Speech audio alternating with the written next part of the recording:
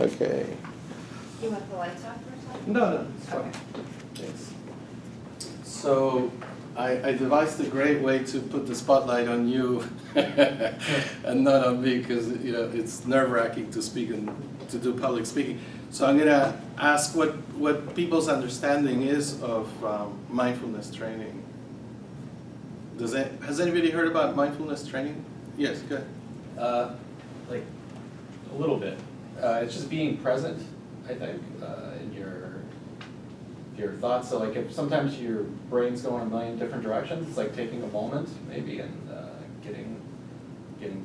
getting back to just normal, centered kind of. And Kelly?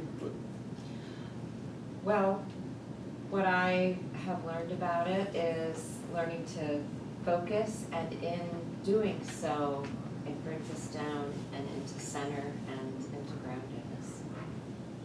Anybody else? Has anybody heard about you? I know Craig has heard something about mindfulness training. Well, I mentioned, I don't know too much about it. I don't take the time to sit and really do what we're going to do today. But I mentioned that when I go running, my mind is just kind of in a good zone, and all of a sudden I solve all sorts of little problems that are coming up. It's kind of strange.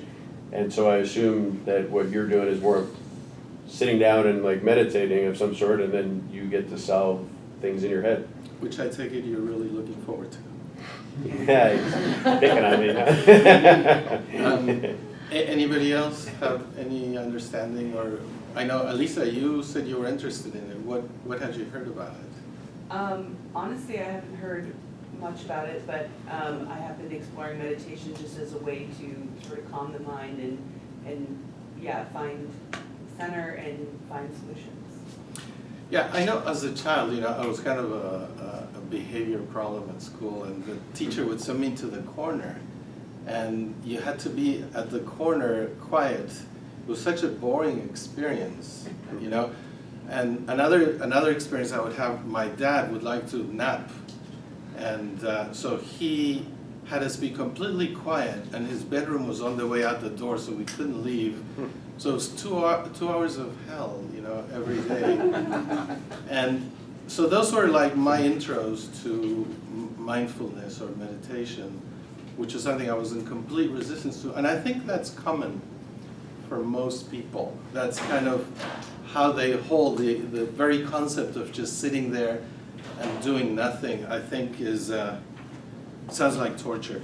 Now, somebody who's not here, Russell, asked, he said, this is a business meeting, so we want why are we hearing about this? Because MBSR, the term was coined in '78, I think, by John Kabat-Zinn, and it had great healing capacity. He found, he went around to doctors and asked them, what kind of benefit are your patients getting from your practice? Like, how many people are you helping? And he was getting responses like, oh, maybe 15, maybe 20%.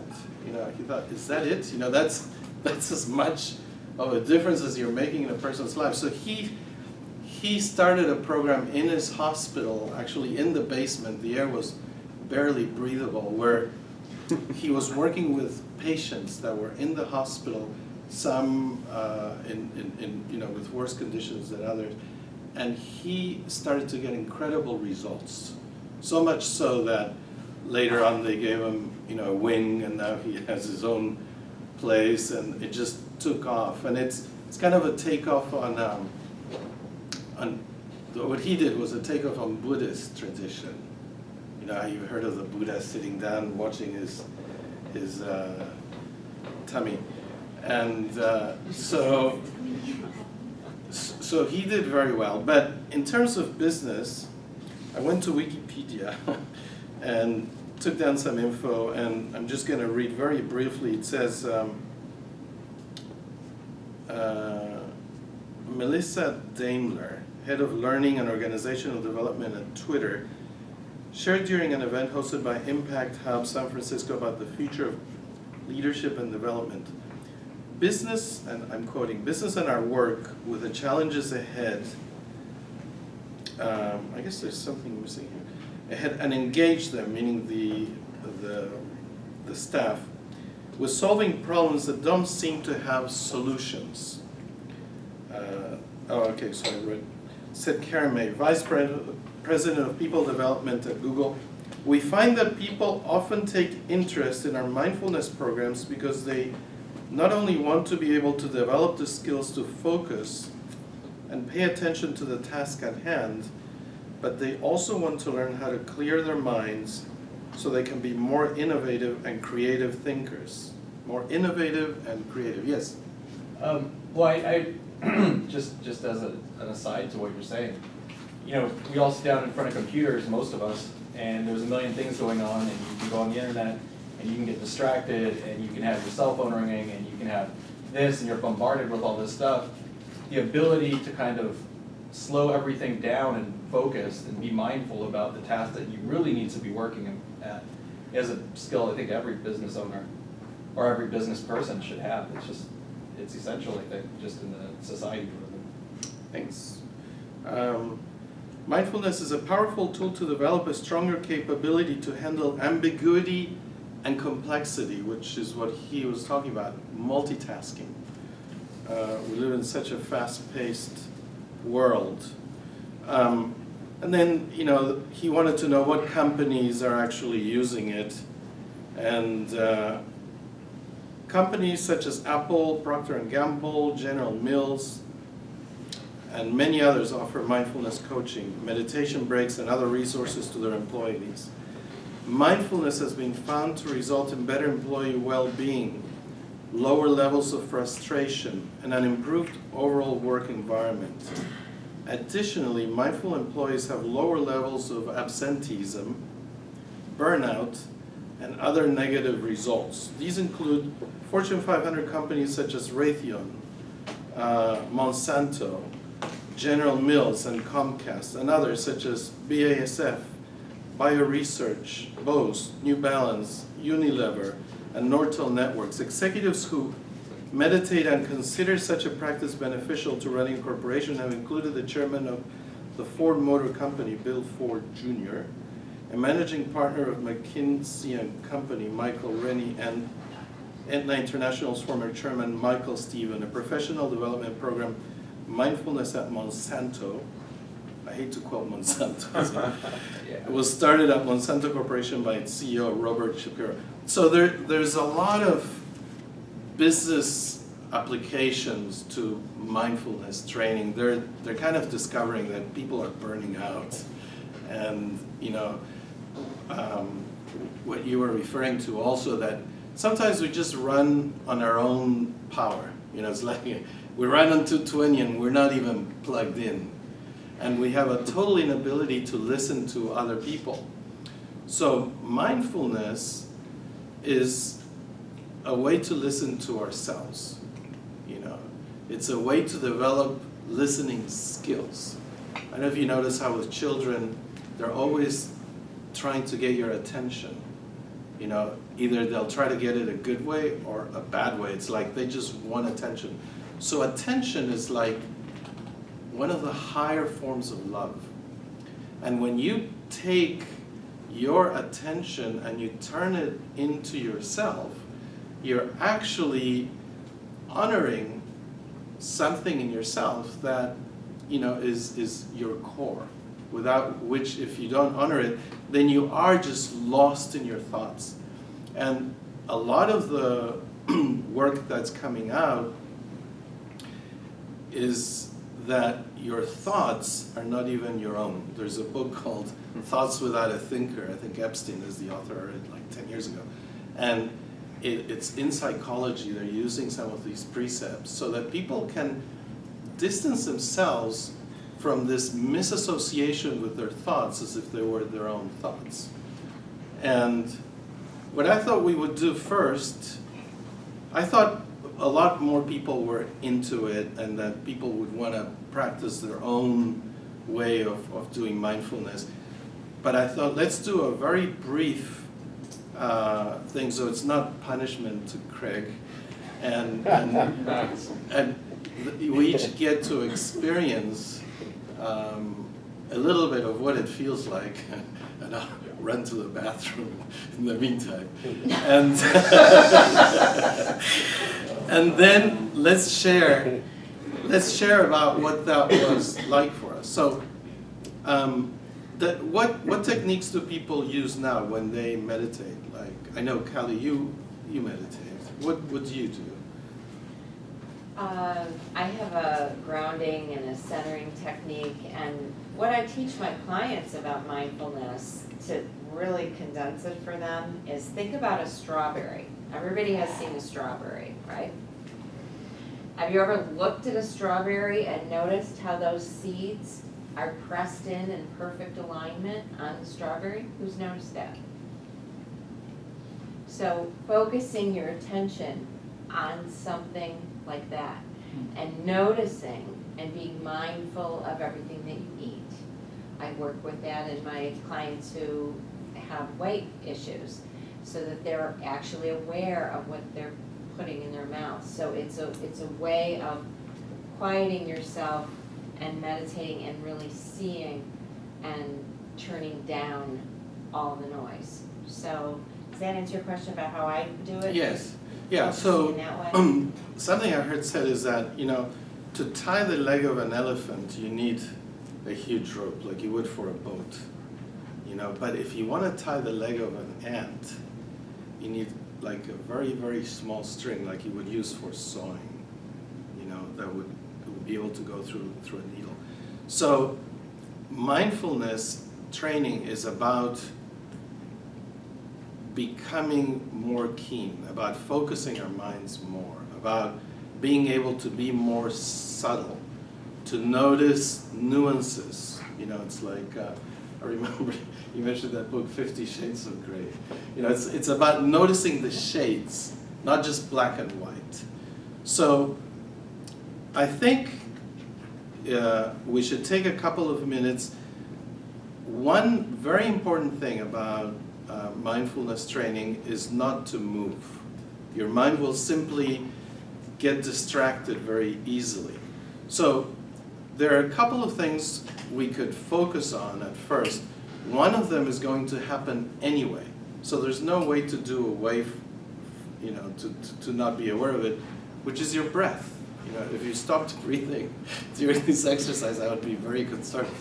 So I know that you're going to keep breathing, and you'll just have an awareness of it. It's not that you're going to try to change your breathing pattern or anything. You're just going to be aware of your breath, coming in, maybe staying a second and going out.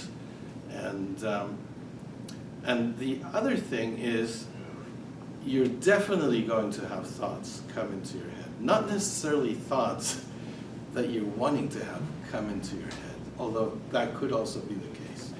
So you're not going to fight with your thoughts to try and still your mind, because that would be using your mind to still your mind, which is totally self-defeating. But you're just going to take notice of your thoughts. The reason being is that when you go to that vantage point from which you're observing your thoughts, you're no longer your thoughts. You're a little bit closer to the witness, which is more of who you really are. So if you can get comfortable to a position that you're going to be able to hold, like you probably wouldn't be able to hold, I don't know. But just like when I meditate, what I normally do is I kind of sit, I don't know if people can see it, I sort of sit like this, where my feet are crossed in some way, it keeps my energy in. And I found that putting my hands like this is helpful also. And I'm just quiet, I let my eyes close, and I just let myself fall inside. Just kind of go in and get comfortable and just be there and try and be as still as I can. You might have a thought that you want to scratch your nose or something, but if you know you're going to be done in just a couple of minutes, just allow yourself the luxury of not moving. So go ahead and try it, and I'll be right back. And check out what you guys. I'll turn the lights off too, if I can find the switch. There's no order. No, I can't. It's not over yet.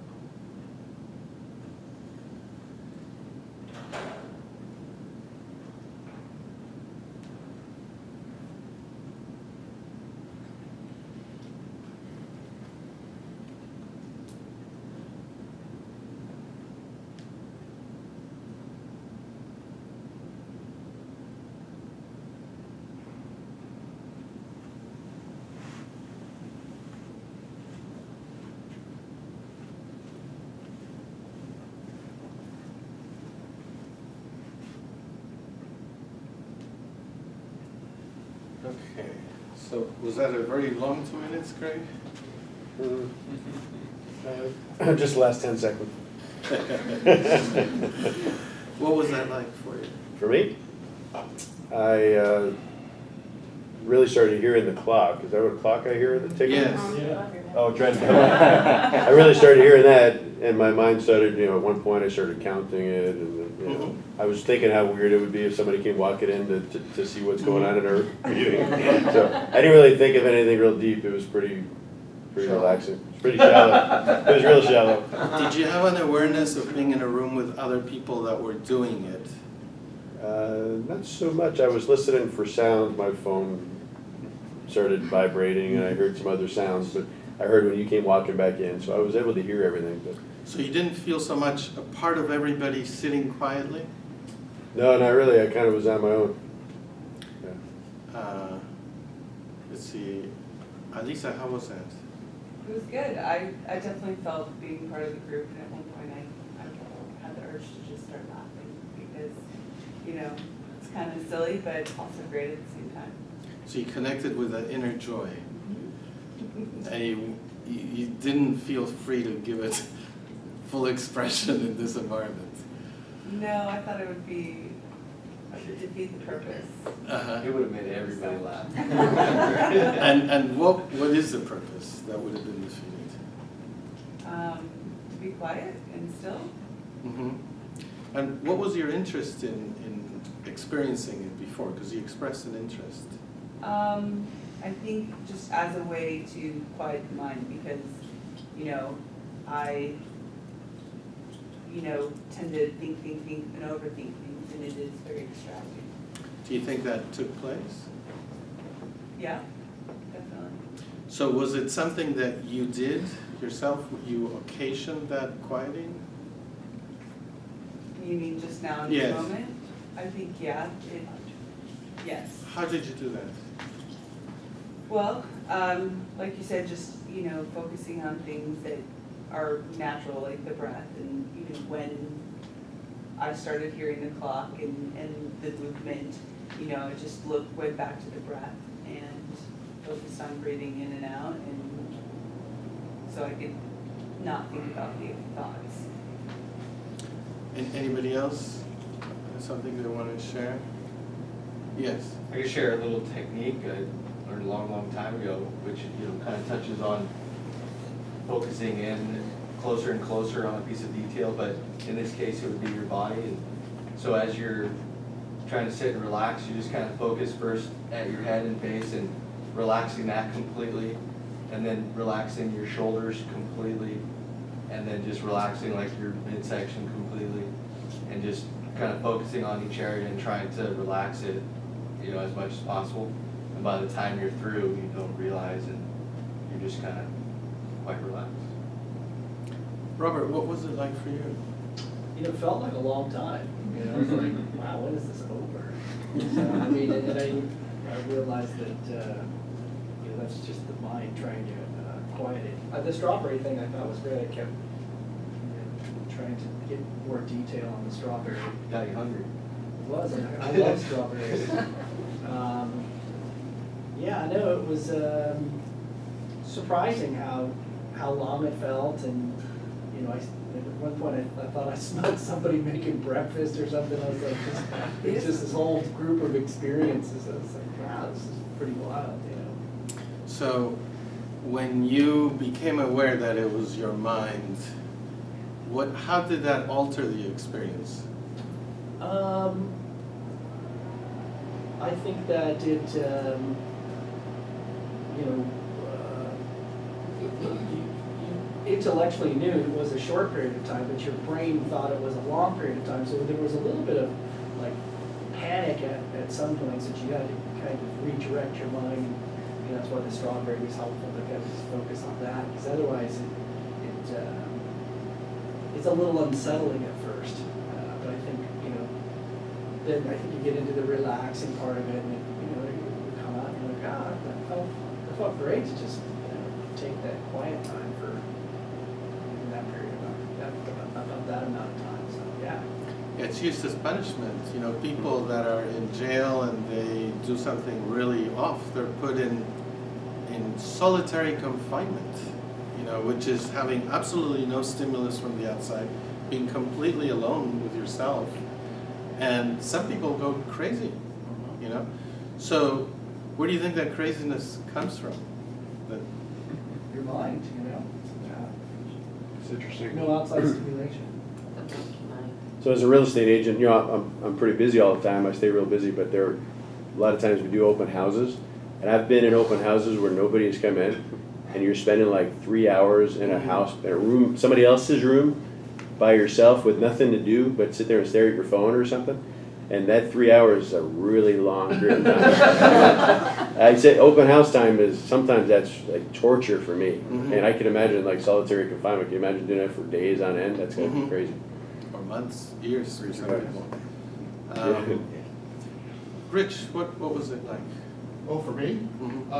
Well, I'm very mindful of and self-aware of, I had a heart attack, so I got into meditation because of having a physical ailment. And it sounds strange, but it was able to take my blood pressure down from about 135 over 75 to 117 over 60. And that's just by meditating half hour a day. Rather than taking blood pressure medicine, I'm not really big into taking that. So for my personal, I really enjoy it, and it's quiet time, and it solves problems. And there's been some times where things come into your mind and you're not really sure what that's all about. You have to talk it out with somebody, because you can start getting really into yourself, and you start seeing things that, I saw a door. Okay, so I'll just give you a real quick, I saw a door when I was doing this, and I was working with a performance person, and she said, "You ever think about opening the door?" And I said, "No." And I did. I can't tell you what came out of that, but it was a whole lot of calming and a whole lot of peace. So it was just an interesting thing that something in my life was represented by that door. Don't know what it was, but that was my experience. So. When am I supposed to stop at? I think you got about 5 more minutes. 5 minutes? Yeah, that's sweet. So, Is that right? No, it's 20, we only went 25, so we Right got now? 20 more minutes. 20 more minutes, okay. We gotta do the referral portion, so he's, Oh. we're gonna have to just, Whatever you start on want. that quarter of. Okay. Quarter off, so that's 4 more minutes? Yeah. At least. Okay, so, you know, usually people get up here and they just give us information. It's like they fill us with information. It's like, I'm sorry, I forget your name, the cinematographer, yeah. Oh, Chris. Chris. It's like Chris was saying, we get bombarded by information. You know, we're on our computer and something else. I mean, it happens to my wife all the time. She goes on to do something and she ends up in YouTube watching something completely other that she wants to share with me. You know, so it's like, what I wanted to do was to come up here and instead of hammering information into your heads, to let you source for yourself an experience that's already within inside of you, you know, that is the antidote to the lifestyle that society is, you know, fast-paced into. You know, it's like we're on a freeway, we have these cars, they can go 120 miles an hour, but we're only doing maybe 3-5 miles and stopping, and total road rage, you know, everybody wanting to not let you into their spot. Absolute madness, you know, and this is how we live. So mindfulness is the antidote to that. It's being able to go faster inside, you know. So I really recommend just giving yourself the opportunity on your own time. You know, like next time you're stuck in one of those showings, you have a technique that you can use and really explore, you know, what comes up, you know, what there is to be experienced. Because the longer you do it, the more you discover, you know. Did you want to say anything in closing, Kelly? Are any questions for anybody? Or, Yeah. you know, and the guests that you. Yes. I mean, it's probably a strange networking group to attend when you come in and it's dark and everybody's sitting quietly, right? I mean, first time I've ever seen that happen in nothing. How was it for Right. you? My son turns 1 tomorrow, so it was a lot of, the more you try to help yourself stop thinking, you think more and more about it. So it was just a lot about what was happening this time last year, and I was in the hospital, and so it was a lot of reflection Mhm. on that. The more I was trying to get myself to stop thinking, the more I was thinking. For me, it was kind of, once I closed my eyes, I felt like I was the only person in this room. And that was pretty amazing to me, because knowing that it was full, and you're just like, wow, you're like in a box. And for me, it was kind of neat. Every time that door opened and closed, my mindset would change. Every time somebody would shut a door, I'd be like, man, how am I going to remember everybody's name in here? Right? And then the door would shut, and then it's like, okay, that was, my kids are good or whatever, that's good. And so, and the door did close a few times, and the phone did vibrate a few times, and I'd pick that up, and they were just mind-shifting times. Because it's like, okay, on to a new thing. But it was very subtle and not as frantic as when you're awake, when you're like in the moment. Because right now, adding so many things to your plate, you find you're doing the 5 things and you go, oh, I never completed number 1. I'm working on 5, but now I gotta go back and finish number 1. And so it was pretty calming, pretty nice to just kind of take that second. And everybody mentioned it seemed very long. The only thing I could imagine is you walking around with the camera going, wow, look at all this stuff. Yeah. Because it just seemed so long, but it was very refreshing. Right. Would you like to? Yeah, I had kind of a similar experience as they were saying, as far as it feeling like a really long time. And I did feel like I was the only one in the room too, which is an odd feeling when you know that everyone's there. But I did have a similar experience to Carly, where I was trying to center my thoughts and I keep going back to, all the things I have to do, and the kids have karate today, and who's going to pick them up from school, and the list of things I have to do when I get back to the office. So it was difficult for me to focus down to, and I did catch myself trying to think about not thinking, which is an impossible cycle. So it's definitely something I feel like I need to do more often and get better at, for sure. So we're a minute over time. Is there any other? No? Thanks. Thank you. So